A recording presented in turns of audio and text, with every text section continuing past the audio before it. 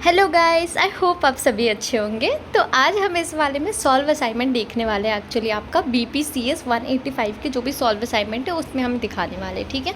तो सबसे पहले इसके अंदर में जो भी है इसका कोर्स कोड देख लो आप। पर्टिकुलर आपका जो भी कोर्स टाइटल है उससे आप चेक कर लेना। डेवलपिंग इमोशनल कॉम्पिटेंस नाम है, ठीक है। तो जब भी आप लिखो तो उसका ध्यान रखना कि आप वो लिख रहे हो, ठीक है।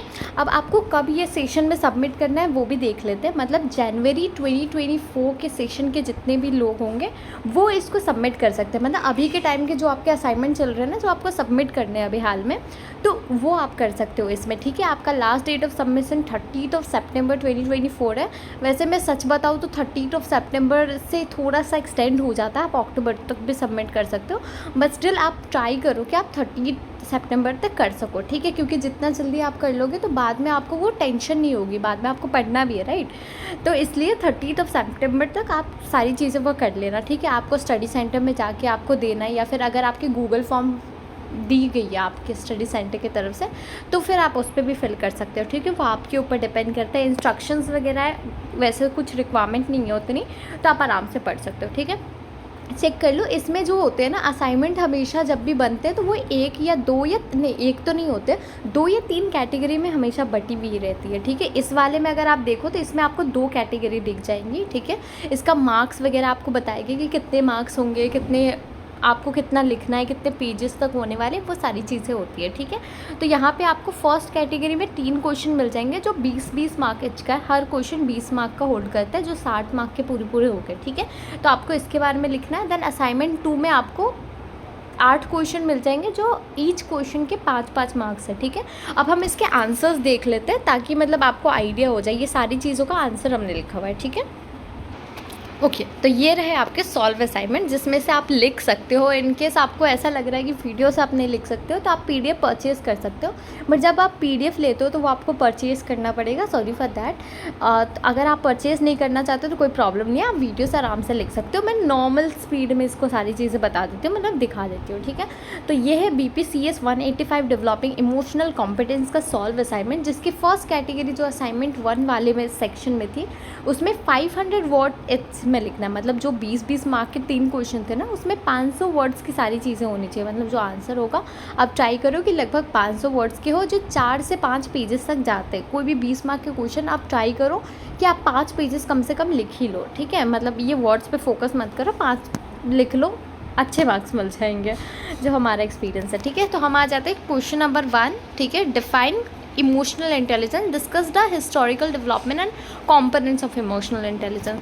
वैसे तो समझाने की ज़रूरत नहीं है बिकॉज असाइनमेंट है, आप पढ़ सकते हो। तो मैं आपको बस ये बता देती हूँ हाईलाइट करके कि ये क्वेश्चन नंबर 1 है, ये सारी चीज़ें, ठीक है, यहाँ पे दी गई है। सारे वर्ड्स का ध्यान रखते हुए कि कितने होने चाहिए, उसके कॉम्पोनेंट्स दी गई है ताकि आप पढ़ सको।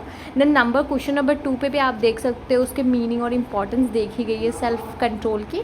तो वो भी यहाँ पे बताया गया कि इंपॉर्टेंस क्या है, उसकी स्ट्रेटेजी क्या है, आप कैसे सेल्फ कंट्रोल कर सकते हो, वो सारी चीज़ें इसमें लिस्ट की गई है, ठीक है, आप लिख सकते हो।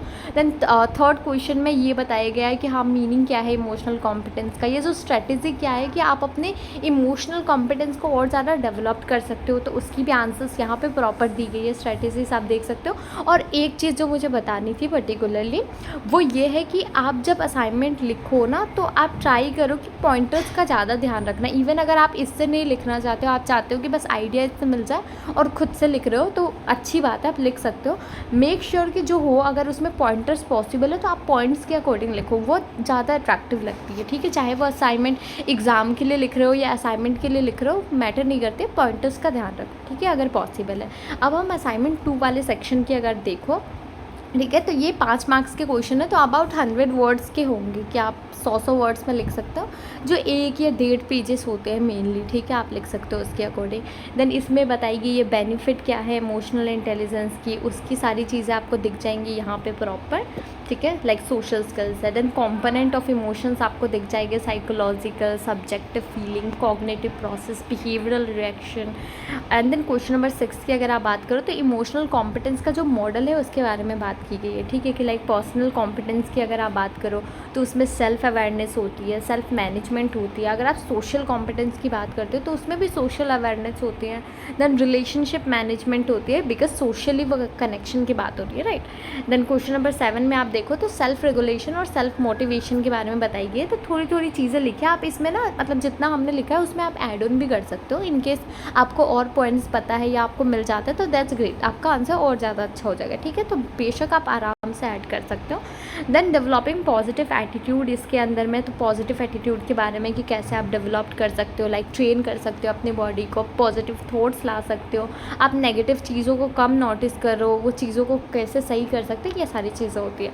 देन 9th नंबर में सब कंपोनेंट जो है हमारी सोशल स्किल की या बिहेवियरल डिस्क्रिप्शन की वो बताई गई। इन्फ्लुएंस, आपकी कम्युनिकेशन, लीडरशिप क्या है आपकी, ठीक है, आप कैसे अपनी कैटलिस्ट को चेंज कर सकते हो, जो भी मैनेज करने की चीज़ें होती है। देन फंक्शंस आपके क्या है इमोशन के, ये क्वेश्चन नंबर 10 में बताई गई है, ठीक है। जो भी इमोशन से रिलेटेड चीज़ें होती है जो इसमें इन्वॉल्व होती है ना, उसके रिगार्डिंग बताई गई कि इमोशनल कैसे हमारे थॉट्स वगैरह को इन्फ्लुएंस करती है। देन अगर आप 11 में देखो तो डिफ्रेंशिएट होती है, मतलब इमोशन और फीलिंग के बीच का डिफ्रेंशिएशन बताई गई।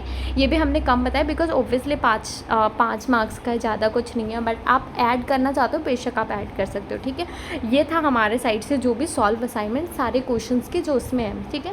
आपको कोई कन्फ्यूजन होता है यहाँ पे कि हाँ मैम हमने कुछ गलत कर दिया, बिकॉज हम ह्यूमन बींग है, ठीक है, ह्यूमन बींग की तरह कंसीडर करो हमें।